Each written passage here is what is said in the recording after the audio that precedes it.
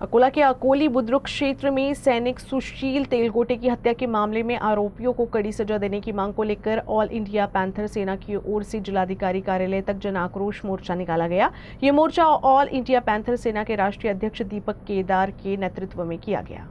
इस मोर्चे में सुनील तेलकोटे के परिजनों ने महामानव डॉक्टर बाबा साहेब आम्बेडकर और छत्रपति शिवाजी महाराज के पोस्टर हाथ में लेकर न्याय की मांग की। इस मामले की एसआईटी के माध्यम से गहन जांच करने, केस को फास्ट ट्रैक कोर्ट में चलाने और आरोपियों पर कड़ी कार्रवाई की मांग की गई। साथ ही पीड़ित परिवार को 1 करोड़ रुपए की आर्थिक सहायता और सरकारी नौकरी देने की मांग भी उठाई गई। दीपक केदार ने चेतावनी दी कि यदि मामले में न्याय नहीं मिला तो मंत्रालय पर मोर्चा निकाला जाएगा। इस मोर्चे में ऑल इंडिया पैंथर सेना के पदाधिकारी और कार्यकर्ता शामिल हुए। सुशील तेलगोटेचं हत्याकांड अतिशय क्रूरपणे झालेलं आहे आणि आज 20-25 दिवस होत आले तरी राज्य सरकारने या हत्याकांडाची दखल घेतलेली नाही। 2 आणि 4 लोकांचं हे काम नाही, सुनियोजित कट करून सुशील तेलगोटेचं हत्याकांड झालेलं आहे आणि दुर्दैव हे की त्याच्या अंत्यविधीला स्थानिकचे पालकमंत्री आले नाहीत, आमदार आले नाहीत, खासदार आले नाहीत, गृहमंत्र्यांनी कुटुंबाची साधी विचारपूस सुद्धा केली नाही।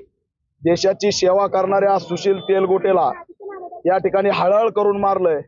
भीम जयंतीच्या तोंडावर सुट्टीला आला होता आणि एक दलित एवढ्या लवकर कसं काय उन्नती करतो या द्वेष भावनेतून, जातीय भावनेतून त्याचं क्रूर हत्याकांड घडून आणलेलं आहे।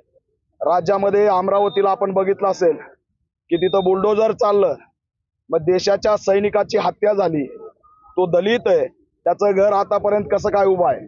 त्याचं घर बुलडोजरनी पाडलं पाहिजे ही आमची मागणी आहे। फास्ट ट्रॅक कोर्टात हे प्रकरण गेलं पाहिजे ही आमची मागणी आहे आणि फास्ट ट्रॅक कोर्टाच्या माध्यमातून तात्काळ याच्यामध्ये फाशीची शिक्षा या ठिकाणी ठोठावली पाहिजे ही आंदोलनाची मागणी आहे। यात अॅट्रॉसिटीचे कलम वाढले पाहिजेत। कोळापे नावाचा एक पोलीस आहे, त्यांनी त्याच दिवशी कुटुंबाला दादागिरीची भाषा केली, त्याचा व्हिडिओ सुद्धा व्हायरल आहे, त्याच्यामुळे त्याचं तात्काळ निलंबन झालं पाहिजे ही सुद्धा आमची मागणी आहे।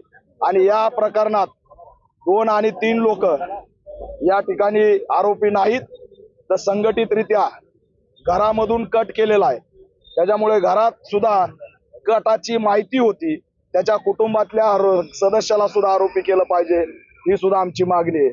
आणि समग्र प्रकरणाची एसआयटी CID मार्फत चौकशी झाली पाहिजे ही सुद्धा आजच्या मोर्चाची आमची मागणी आहे।